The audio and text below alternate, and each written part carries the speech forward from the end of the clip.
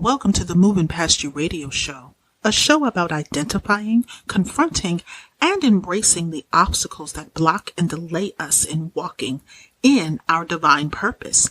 Each week, we delve into the complexities and rewards of walking in your purpose. Now, here's your host, Juanita Gaynor.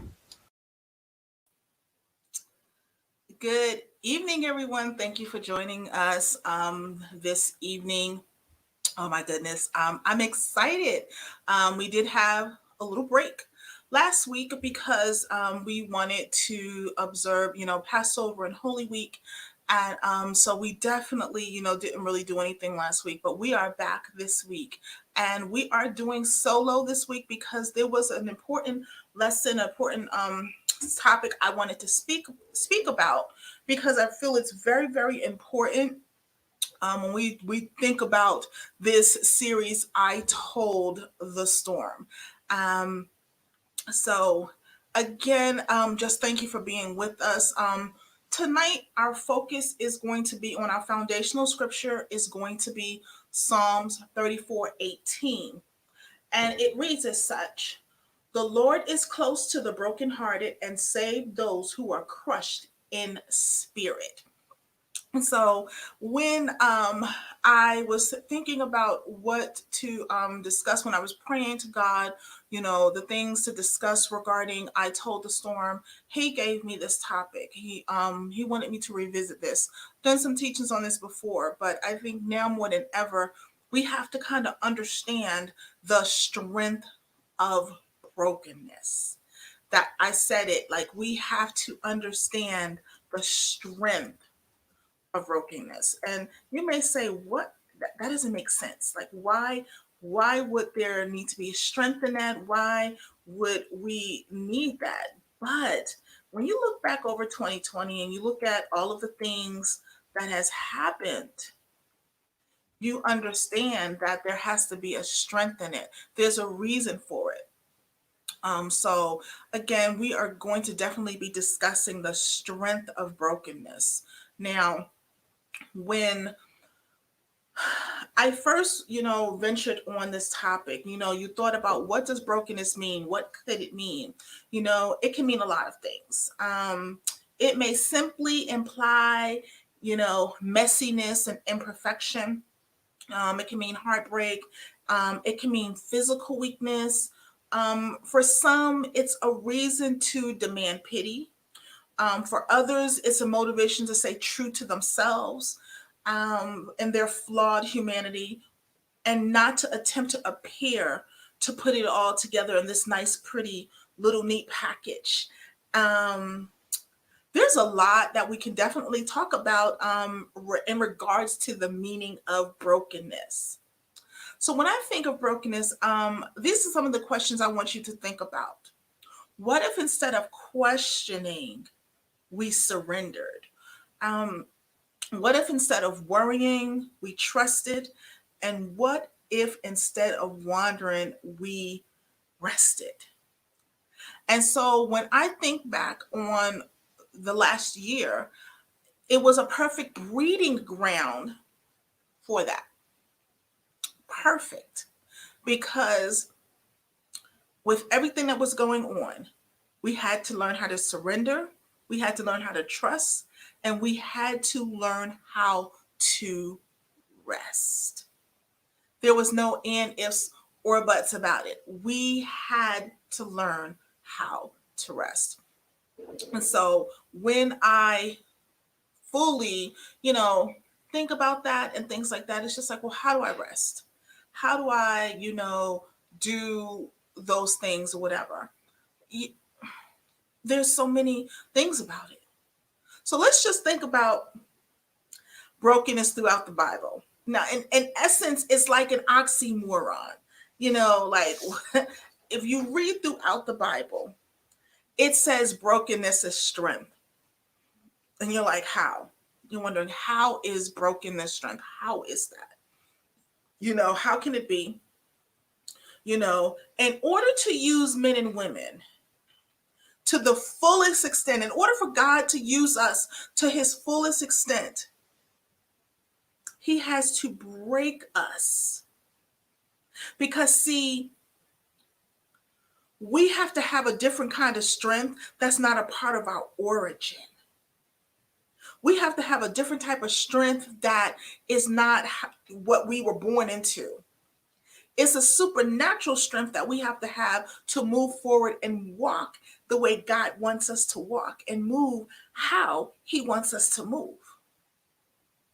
So, therefore, the only way we can get that is through being broken. Now, if you think about Paul, Paul was broken at the Damascus Road. Peter was broken after Jesus was taken prisoner.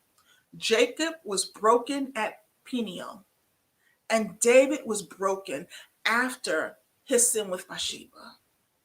And we can go on and on and on. The list is endless. But everyone has to be broken in different ways in order to fulfill what God needs them to be. See, when we think of brokenness, we think of frailty, we think of, less than, we think of, not high quality. We, basically we get like whatever.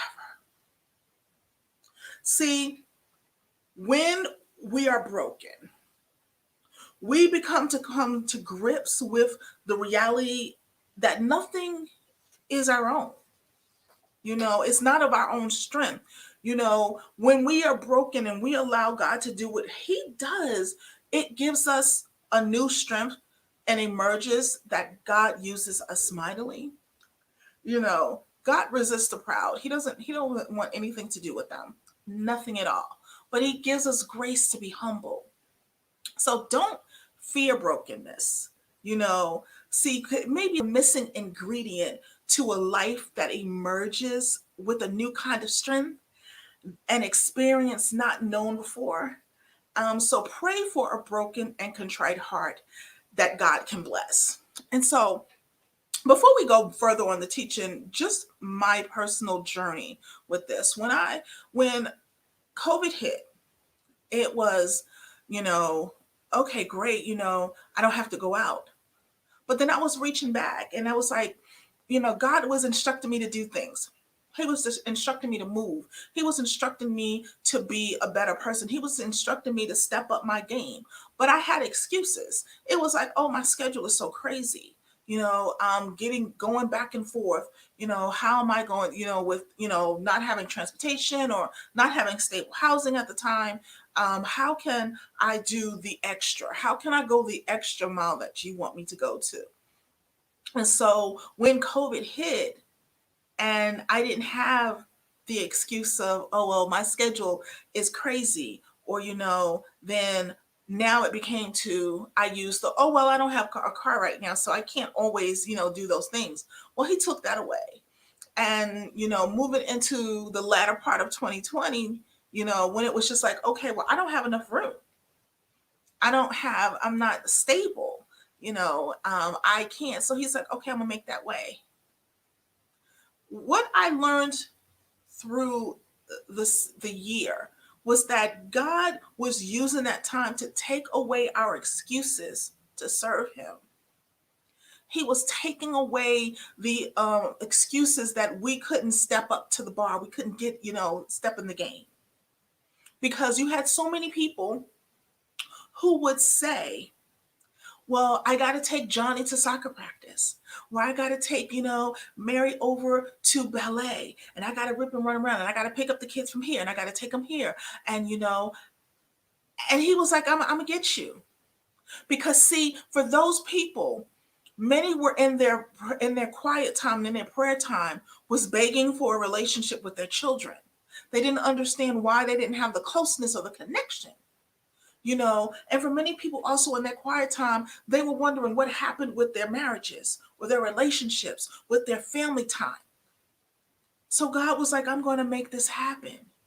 And see, when we think of the pandemic or things like that, it wasn't that He made it happen. He allowed it to, because it needed to happen. Things had to flush out. Things had to be broken in a manner so that when He builds it back up, He can take out all the imperfected pieces. Now, I don't know the proper term for it, but it's Asian Asian culture where when they put something back together, they use like a golden glue that goes in between. And you get to see all the cracks and all the imperfections. And that's what God does with us. What he does is when he breaks us, he then picks up the best pieces. He picks up what he wants to preserve. He picks up what is going to complement and accentuate what he has bringing to the table as well.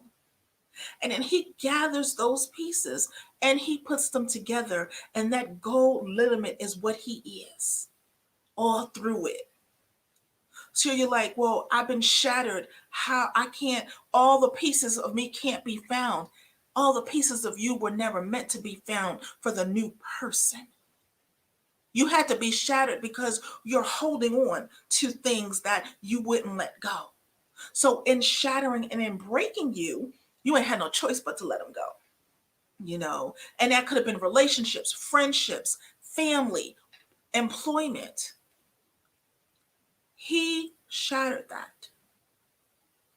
See, we need to think about what do we do with the brokenness that we see, inside of us. See, when the facade doesn't cover well, the cracks show through. And it reminds everyone around you that you're flawed, that you're imperfect. How do you live through the shattered image with all the beautiful shards mocking you from the ground while you sit naked and bare? Now, trust me, been down that road. It is because you're bare. And it's like you feel like sometimes forsaken. You feel like, why are you putting me out here like this? You think he's really left you when he hasn't. He's really preparing you for greater. See, the brokenness we try so hard to hide from others can look like all sorts of things.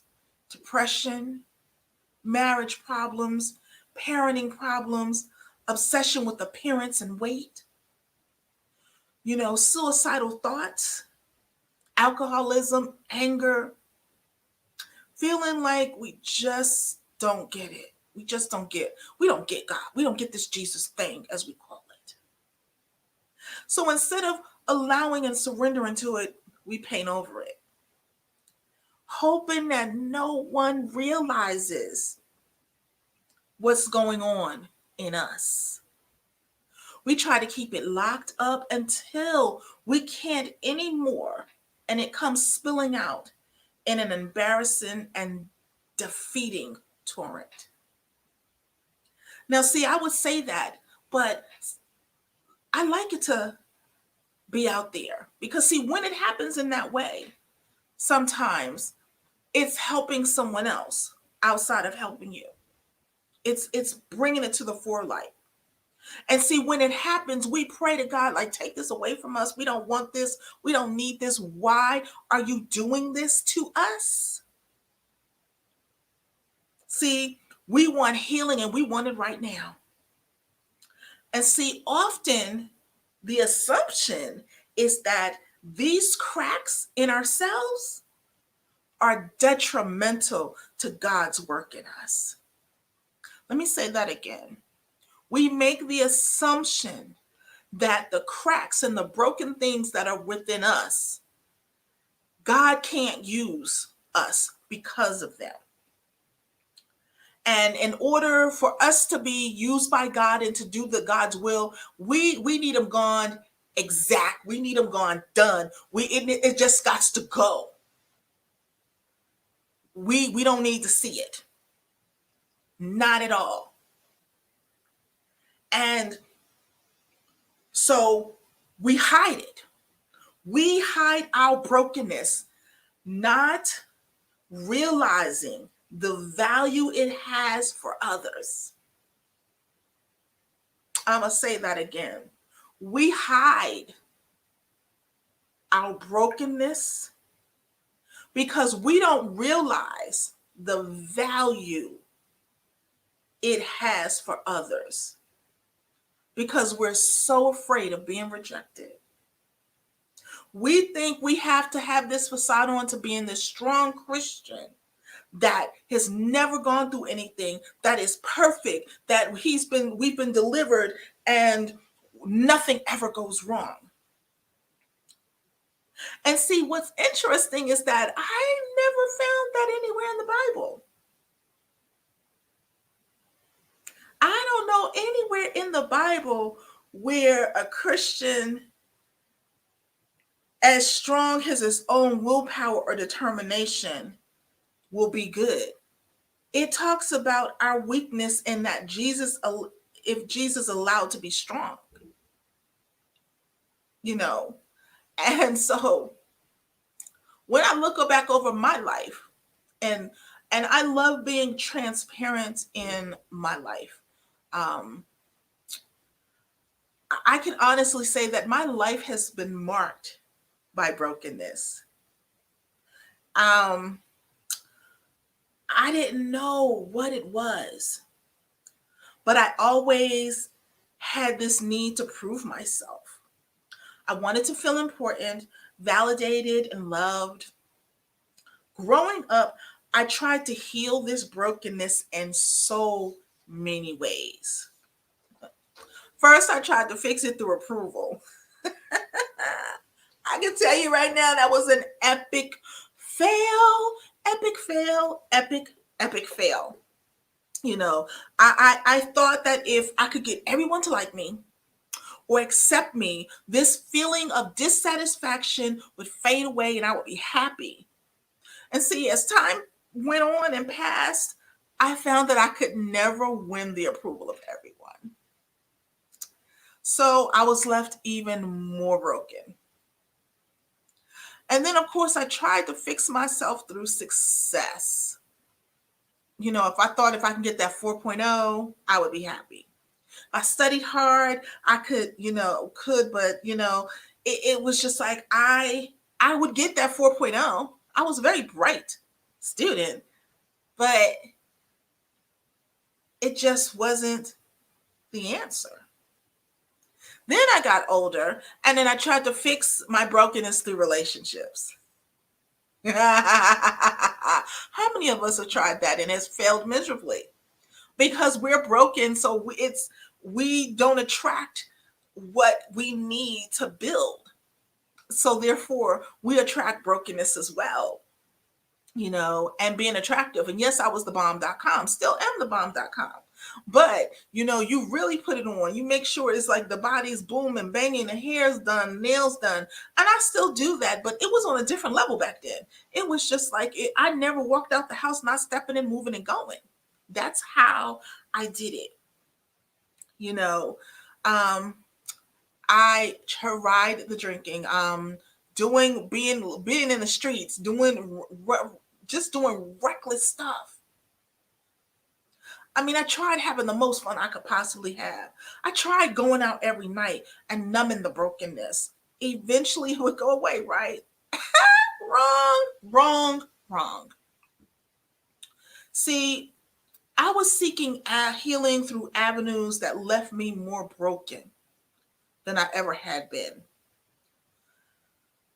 See, the most pivotal point in my life happened in April of 2012. Mind you, this was 8 years before the pandemic. I was just done. My brokenness had reached a culmination where I literally asked God, why do you love me? I could not, for the life of me, understand why anyone would love me. Couldn't understand it. Could not understand it.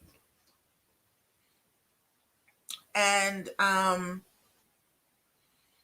who I didn't understand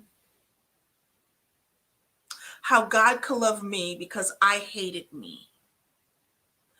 I hated everything about myself. So that was my question to him in April of 2012. Why do you love me? What makes me so special? Because I don't see anything worthwhile.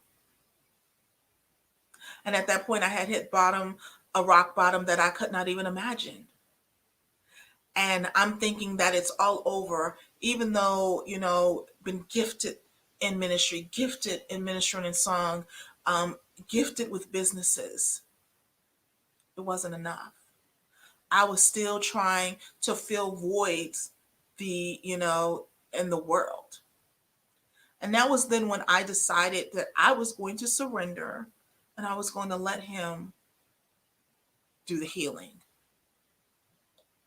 And we have to understand that Jesus is the only way to heal that brokenness. He makes things new, and when I decided to allow him to do that, I was a new creation. I was free from the sin that dictated my life. And mind you, I had given my life to Christ a long time ago. I had really, whatever I did. However, I was at a point in my life where I was allowing things to dictate me, even though I, said I was saved and I believed and whatever. I had not fully given him or turned over my life for him to fully do what he needed to do. I didn't fully surrender to the call. I didn't fully surrender to the purpose. So I continued to just backpedal. And so when I decided that time that I was surrendering, he chose me. I had to accept that Jesus chose me. He chose me. He chose me. I'm going to say that again. He chose me. And I think that's a lot. We don't understand sometimes. We think about it and we're like, oh, okay. But he chose me. He rescued me. And he is still transforming me every day back to the original design he intended for me. Now, don't get me wrong. I still mess up. And I mean, sometimes I mess up bad. I still struggle with identity issues and sadness and feeling inadequate. But now, these all point to the cross. See, my struggles just make me realize, our God is so great and how I desperately, and we desperately need him. See, the most beautiful thing is that in our weakness, God's strength is displayed perfectly. We are not called to perfection. And I need to say that again because I feel so many people walk away from their call or walk away from what God has them to be because they feel they're supposed to be perfect, or people make them believe that they're supposed to be perfect. And that is not the case. That is not the case at all. We are not supposed to be perfect. We are called. We are supposed to glorify God. We are not here for perfection. And so let's talk about 5 reasons, and we won't long, why being broken is okay. And again, I know many of you who are listening now, who was watching or who were listening and on the replay, you're like, how is this beneficial? How is this beneficial? And I get it because I used to say the same thing. I was like, there's no way this is beneficial. Like, you got to be kidding me. Like, there's no reason that there's a benefit of being broken. Before I was broken, I didn't understand it before, but I understand it now. So I'm going to walk with you and help you understand that. See, I'm here to tell you, you don't have to run away like I did. Trust me, I ran in the beginning. Ooh, I ran. Bye-bye. I was not trying to have it. I was not trying to do those things or be accountable. I was done. I was like, I'm not doing this. Like, I'm going to keep ditching and dodging, and I'm going to put the mask on, or I'm going to try to see if I can run over here. You don't have to run away. See, being broken makes us human. We're human. It's an opportunity for God to come into our lives fully, and to build something even better. So let's go over a few reasons. Number one, being broken means you're living. It means you're living. Just because you're broken, it doesn't mean, you're anything less than human. Being broken means that you took the risk. It means you pushed yourself out of your comfort zone. It means that you took that saying, live life to the fullest, and actually did it. See, in my experience, being broken means that I was pushed to my limits, and now I'm finding out how much further I can go. Number two, understand that it's going to get better. It's going to get better. See, you heard that cliche, my current situation is not my final destination. Trust me on this one. Trust me. The strongest people I know are the ones that picked up the pieces of their life and carried on. And let me help you. They didn't just pick up the pieces by themselves.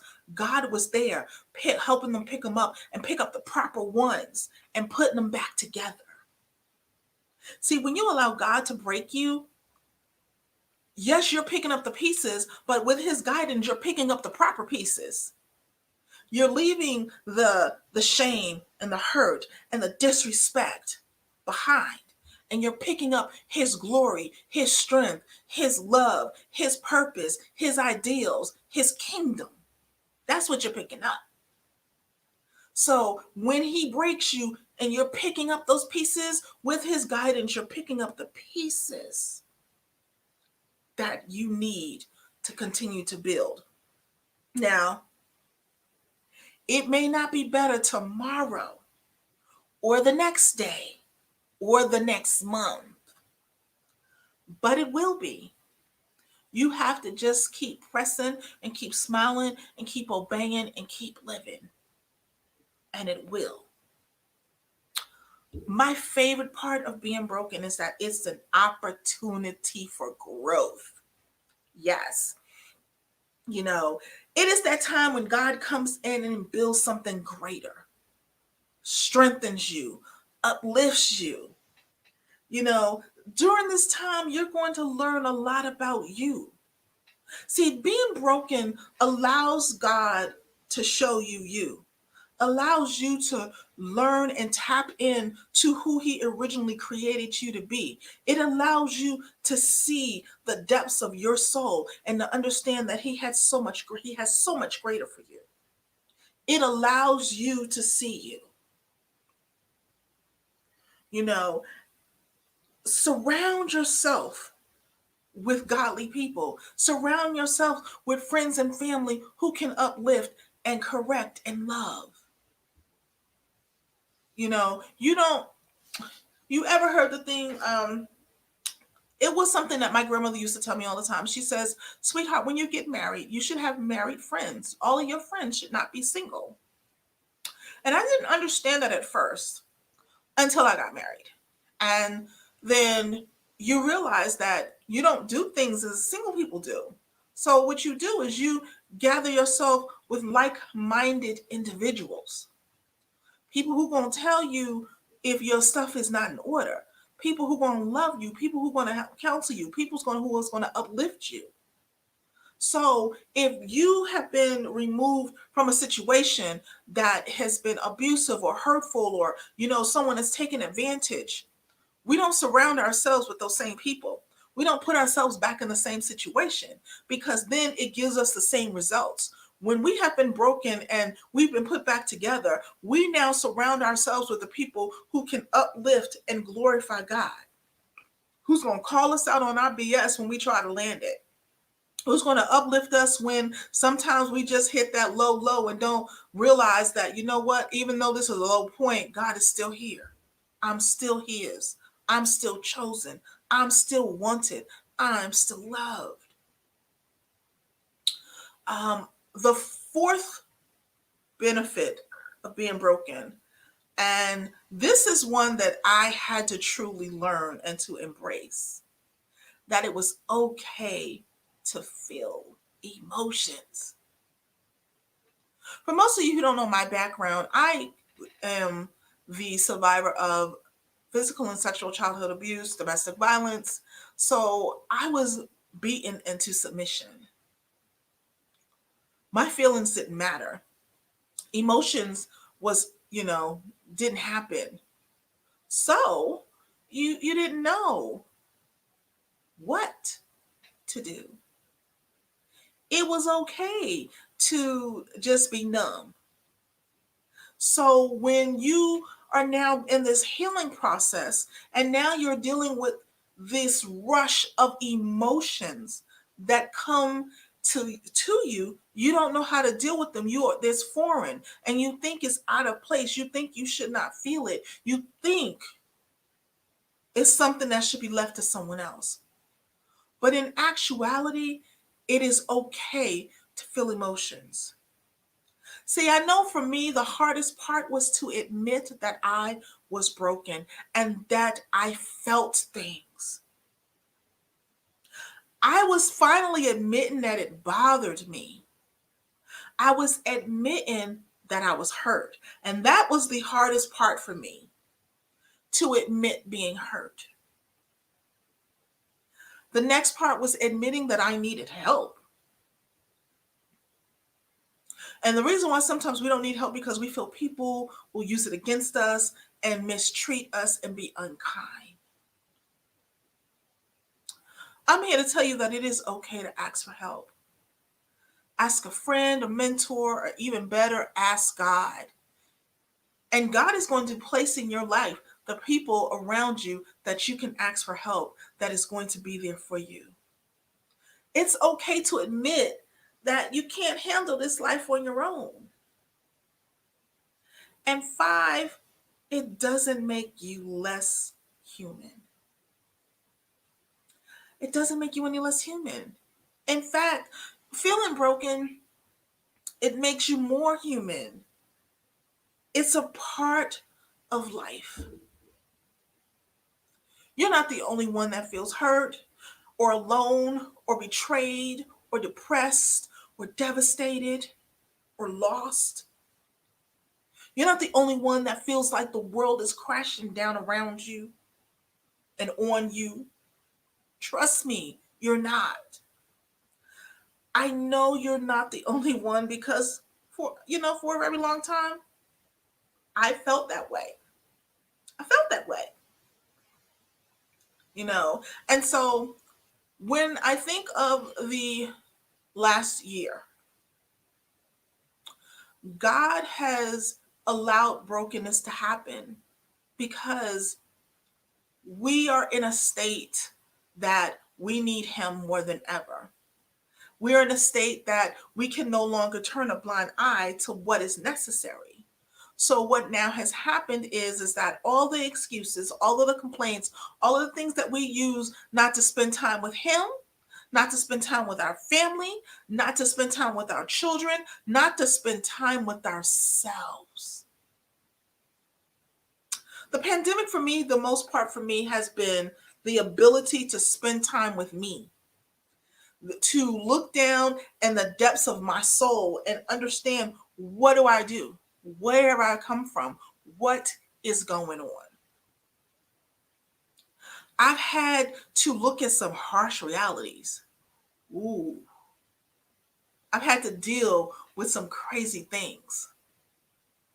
But in that quiet time, which was necessary, I no longer can hide behind a busy schedule, or that I had to be up at the crack of dawn so I can get in the car and drive to the other end of town and do this. I no longer had those excuses. So we had to deal with it. And in dealing with it, it was a blessing. Because, see, brokenness is so beautiful because of how God can use it in our lives. It is something that can draw us near to Him. Brokenness can make room for a contrite heart and repentance to bring us back into fellowship with Him. I know so many people who flipped because we have not been in the physical building of church. And what I realized is that my altar is here in my home, in my studio, wherever. It's here. I should be having that relationship with Him here, not someplace else. Here. So that when I go out into the world, when I go out into the to minister, when I go to church, I've already had Him with me. I'm not waiting to get to the building to have that, one-on-one time with Him. I am doing it myself. You know, when we allow Him to do what He needs to do, it is lovely in and of itself. It's not the end of the journey. It's not, a cute hashtag. Because, we become hashtag crazy, in the virtual environment. To put a nice picture on a dirty house or things like that. It's not a word to use when we want to feel authentic. Standing alone is messy and sad. No, we want to think about the beauty and spiritual brokenness is found in where it brings us. See, true brokenness is a tool in which God brings His wandering sheep back to His loving arms. So when I say all that, I want the Lord to break me. I want to surrender to His will, and I want you to too. You may be saying, you know what, this is just too much for me. Like I have all of these things, and I suffer from depression, so it can't help. Let me tell you, I am diagnosed. I suffer from depression, post-traumatic stress disorder, generalized anxiety, you name it. But in allowing Him to break me, I have my moments still. But instead of, saying or feeling bad that I have those moments, or instead of trying to hide them, or instead of trying to continue to put a mask on, I can openly say now, you know what, Lord, I'm not feeling my best. Or I can call a friend and be like, this is what I'm feeling like today. Or I can call my therapist. I know that's a big no-no in some Christian societies, but I have a lovely therapist that I love. And, God has put that person in my life to be the balancer of emotions, just like my primary care doctor, just like my pulmonary specialist, all of those things. My therapist is a part of that job and that process, along with my pastor, and everyone comes together to build a spiritually, physically, mentally sound individual. So even though we are still in the midst of this pandemic, even though for some people they've lost greatly, for some people they've lost loved ones and they're still hurting. For some people, they have loved ones that are suffering from the virus right now, and you just think that it's not going to get any better. Or you've lost someone and you said, well, God, why did you let that person go? Well, was their time here done? Was everything that they can do completed? Did they, walk in their purpose? Or was God trying to make room for you to grow, for you to flourish, for you to go to the next level? Sometimes we have to look at it just that simple. While it's, we're going to hurt, we're going to want our loved ones and our friends and our families next to us. We have to be ever present and ever thoughtful about where God wants us to be. So I thank you for joining us this evening for I Told the Storm, The Strength of Brokenness. I Told the Storm is a series that we'll be carrying out for as long as God tells me to.